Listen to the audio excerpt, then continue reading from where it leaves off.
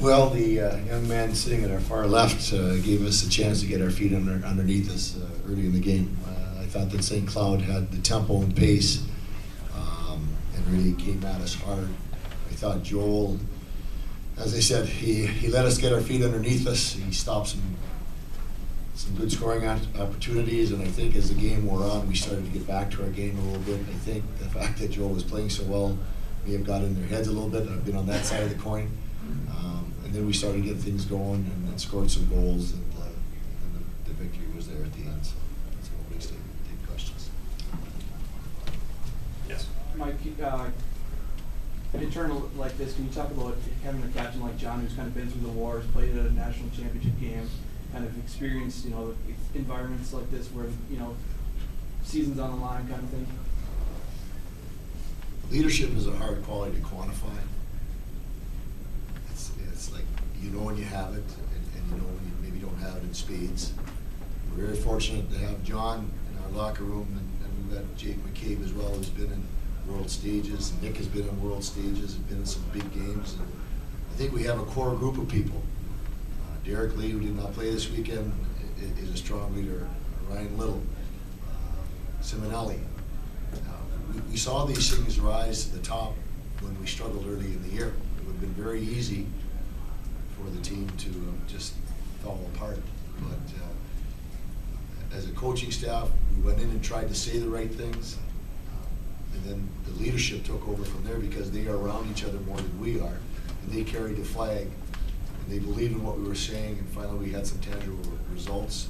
And we've carried forth from there. But the leadership has been strong. And I think it was one of the silver linings that was in that rough time in the beginning. Yes. Joel, can you describe that play in the first period where you lost control of your stick and it ended up in the net and the puck didn't? Yeah, it was kind of a weird play. Made that first save and rebound slipped out to my right, and I guess I just kind of dove across and ended up getting the knob on my stick and knocked it out of my hands, and the puck just squirted wide. So a bit of luck on my side there, but I'll take it. What hit the knob of your stick? Puck, I believe. I'll have to watch it again, but it happened so quick, I don't even know. Did you say their player hit your stick? No, the puck did. I mean, it was just, I was amazed that you were able, it could be like Olympic stick sliding, because the hit it went like a centimeter wide of the post. It was unbelievable that you were able to hit it that accurately. That'll be a next game, not Olympic game. The puck definitely looked like it was going a little bit in slow motion, and it just kind of happened to catch the end of my stick and go wide. It was nice. So you were able to watch it just for a while, right? Yeah. And Mike, how big of a break was that? It could have been a turning point in the game, no question about it.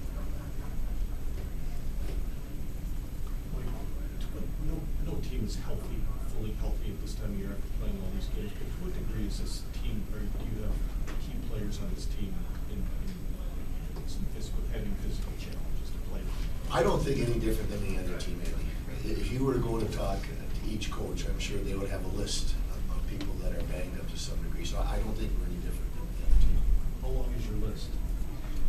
Well, inside the locker room, I would say there is about 90% of guys that are 100% right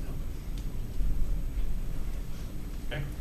John, just kind of describe your goal there. What kind of happened on that play? It was on a power play break, and we usually, when we go in, we say either go try to score or set up. And I saw Nic kind of going around down the wall, and there's a big space in the middle, and I just kind of slid in there. Nic made an unbelievable pass to find me in the slot, and I don't know if it hit something or what. I just got to the net and ended up going in, so I'll take it, like Rumpel said. Yes. Eaves, what can you say about your second power play unit today? I mean, you put them out there first those 2 times and scored really fast. They have a very simple modus operandi. Get it back and get the puck at the net. And we got big bodies in front with Nic and Woodsy. And John has done a nice job of creating a shooting lane and getting the puck to the net. And, so we get them out there first and then get the other guys out there. But they've been good for a while now for us. They put them out there first because they have done a nice job. Yes. Nic, you've multi-point games in your last 4 playoff games here in the WCHA playoffs. How much do you relish kind of playing in these playoff situations? Obviously, you had a big world championships at the U18 level last year. So is this kind of the same old thing for you?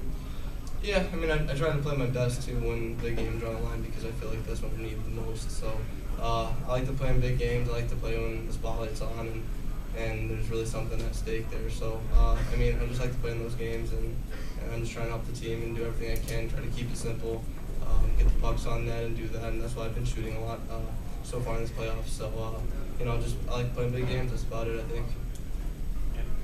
Joel, given your vast knowledge of Caroline's rankings, do you believe you still have to win tomorrow to get in the NCAA tournament?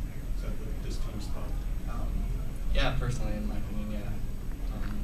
I'd rather be in our hands than somebody else's. So that's what I think we're going into tomorrow with. We want to win a championship and move on from there. Mike, a lot of notable accomplishments for you since you've been the head coach at Wisconsin, but you hadn't been to the championship of this tournament before. What does that mean for you personally?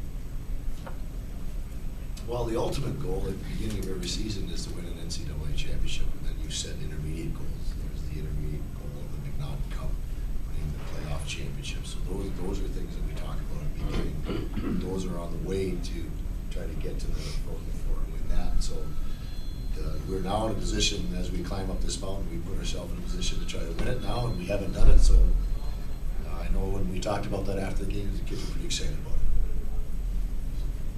Did you honestly think back in October or November that something like this was possible? Knowing what you had in that dressing room, are you surprised by any of this at all? I would say yes. I'd be completely honest. I think in the beginning of the year, before we started our games, that we thought we had a pretty good locker room. We were an upperclassmen team. We had guys coming back, guys coming in that would give us what we needed.